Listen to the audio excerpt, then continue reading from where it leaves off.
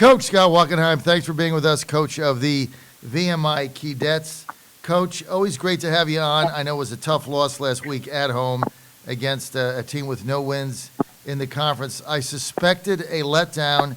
I know you're going to spin it and say you didn't have one, and you're going to tell me Western Carolina is better than meets the eye. But that was a tough game, Coach. On paper, a game you guys should have won.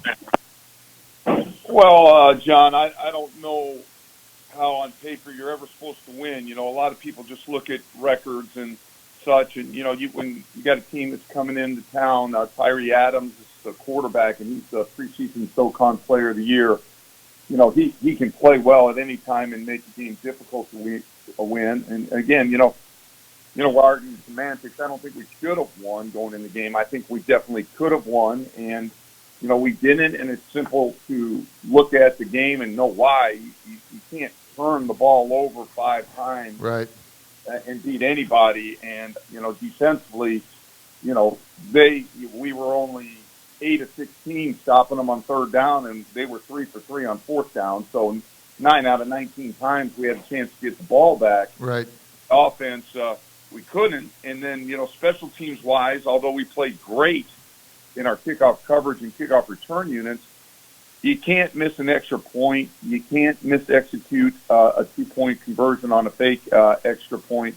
And when you miss field goals, it's tough to win close games. And, at the final there, it was 37-35. That was a 2-point game when they hit, or whatever exactly the scores. They hit they were trying to throw the ball away, and they got a touchdown, right, at the end.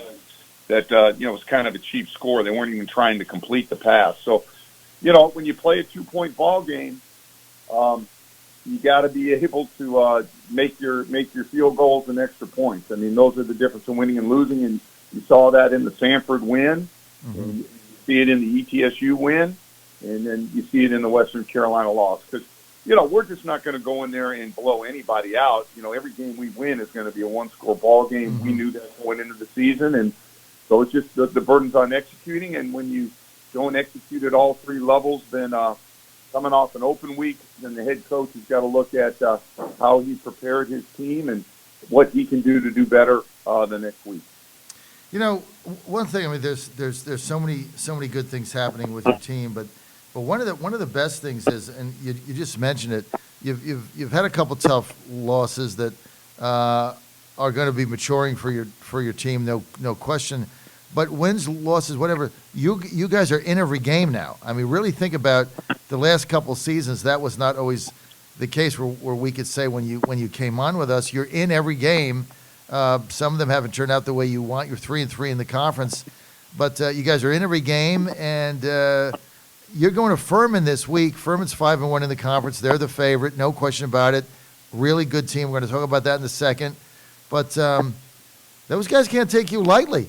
Because, I mean, to me, you got a 50-50 chance of going in there and beating them based on the fact that you can beat any good team in that conference on any day. You've already proven that, right?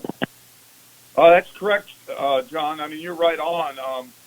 Very astute of you, but I'll take it one step further. Having studied VMI football, over the last 40, 50 years, even in the Cal McCombs years when they went 6-6, there were blowout losses in the conference. Right. And so, we have played every single game close and been competitive in every ball game. So, I think that's a huge improvement and a huge step forward for our football team.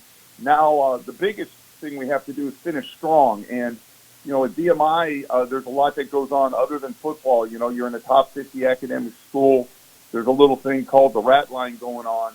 And so, you really have to concentrate on finishing strong, especially the freshman football players that are playing a lot for us. They've got to be mentally tough, and we've got to do a good job of resting them and getting ready to play. So with this Furman, Army, and Chattanooga stretch that we can be at our best. Well, look, that's it. You got 3 more games. You've lost 2 in a row, but you're really in the midst of a turnaround, transformational season. But that's it. You're in every game right now, Coach. And this Furman game, it's almost reversed from where you were last week, right? You guys were at home playing a team without any wins. They played a great game. They beat you guys. Things didn't work out. You had a bunch of turnovers. special team errors, right? All contributed to that. Now you go to Furman, right? You look on paper, Furman 5-1 in the conference. They've beaten everybody. You know, they look like that they're going to be the team to beat in the SoCon. You guys go in there. Hey, you've played some really good games on the road. I mean, that's the other thing. It's not like you're just winning these games at home. I mean, you guys have played some really good games on the road. And tell me, what do you look for on Saturday going to Furman? How do you be competitive, and how do you maybe pull out this win? What do you have to do, Coach? Well, John, we're back in familiar territory. We're a decisive underdog. I mean, that's right. And our number 9 team in the nation, and so I told first thing you do is you tell the team, hey, be comfortable. We got nothing to lose. Right. Nobody expects you to win. We're back in familiar territory that we know how to get ready and prepare for the game. So, I think that's first, setting the mindset. I think second, you talk about, hey, who are we going to finish for? We're going to finish strong for our brothers on the team. And then you try and attack and what they do poorly defensively, and you try to attack what they do well offensively and take it away. Furman's the number 5 rushing offense in the nation, but what really makes them explosive is their ability to hit the play-action pass. So you just cannot get beat on the deep play-action passes if you're going to stay in with them. So that's the biggest emphasis on defense is don't let them beat you with the play-action pass.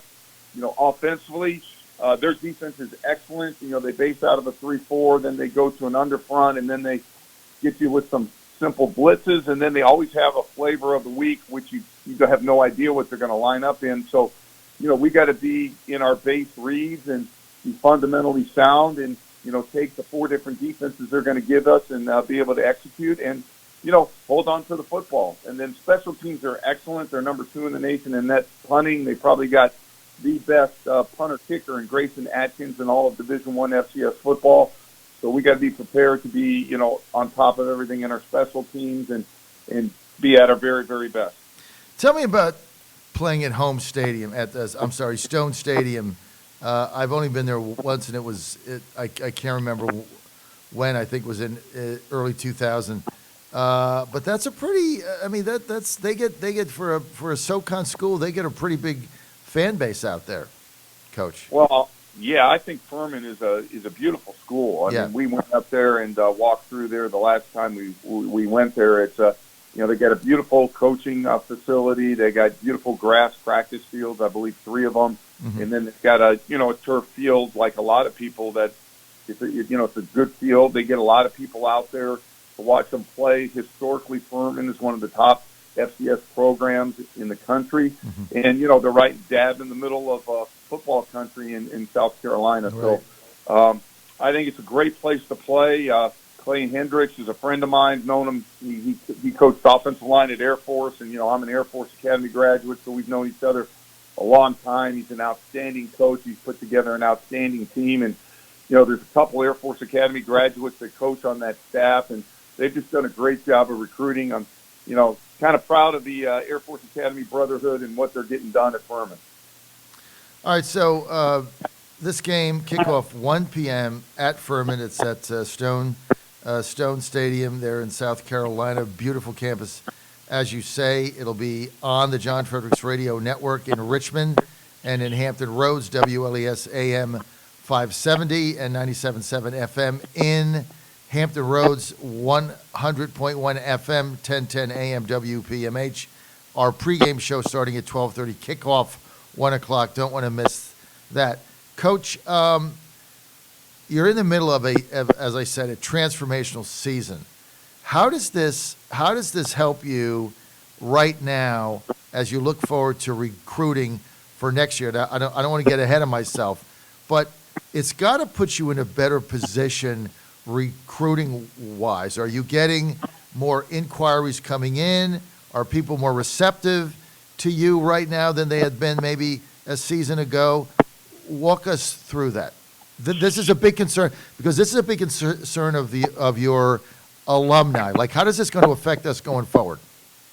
Well, I think it gives our kids more confidence. It's the biggest way it's helped us in that we can win at VMI, and I think it gives our alumni more confidence that we can win at VMI. If I'm sending a message to alumni on your radio show, I would say, hey, give us some more money so we can recruit more players out of state. We need more out of state scholarships. So that would be my appeal to them as they're listening to the show. But as a general recruiting, players are always attracted to us because VMI is a top 50 school. You get a unique style of military leadership training, and then when you graduate from here, you got friends that are closer than brothers, and you've got earnings power for a lifetime that will put you in the top 1% in the world.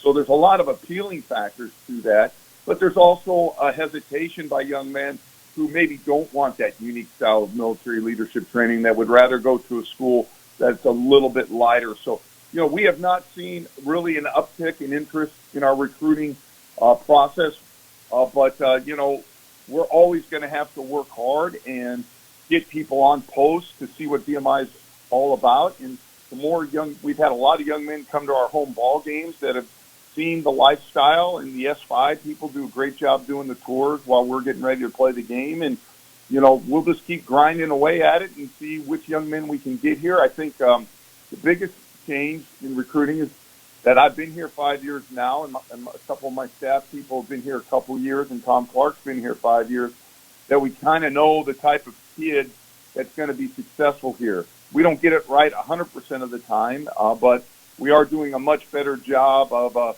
retaining the kids we recruit and developing them while they're here. What is when you're in recruiting season and you go into a living room, you go into a kitchen, and you meet with somebody you really want, and you've got to make the pitch to get him there. What do you think you're going to be saying this year that might be different than what you said last year? Well, if you want to play Division I football in the Southern Conference, that's one of our first points. And the Southern Conference is arguably one of the top three conferences in all Division I FCS football. Yep. And now, what we can change to that is we're playing competitive football. We're playing winning football. If you want to be on the first VMI football team that wins the SoCon championship, if you want to go to a place where you can make history, on a football team, then, like I said earlier, top 50 education, the 14 majors we have, the unique style of military leadership training. My son's a graduate assistant at Georgia Tech. They paid $50,000 to bring in a group for a weekend to teach those guys military leadership training. We get it every day here, and so, and it's free. It's part of your scholarship. So there is huge benefits in that. And then, like I said, two of the biggest benefits from VMI, the friendships you make here are unbelievably close. When reunion weekends come, our graduates are closer than any I've been around. And then they take care of each other in the workplace. And so earnings power for a lifetime, whether you start off by serving in the armed forces like 20% of our players do, and then serve 4 years and get back into the workforce or make it a career, or you go directly in the workforce. The average VMI graduate that's played football here, he walks across the stage, shakes General P's hand, gets his diploma in hand. He's got a big smile because he knows he already has a job, and he's making over $60,000 doing that job. A lot of schools can't tell you that. I mean, you might be getting a job selling phones at Verizon, or you might be a counter at the rent-a-car place. So, I think, if you come to VMI when you're done playing football, you're going to own the company, not work for the company. What a great recruiting message, Scott Wachenheim, that is.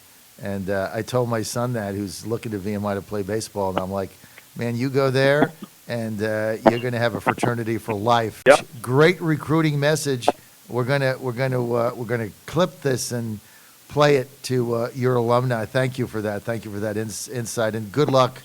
Good luck Saturday. Let's get a win in Furman and get back on the winning ways. Good luck Saturday, Coach. Thank you, John. That's the plan, and appreciate you having me on every week. Great recruiting message. That was really phenomenal.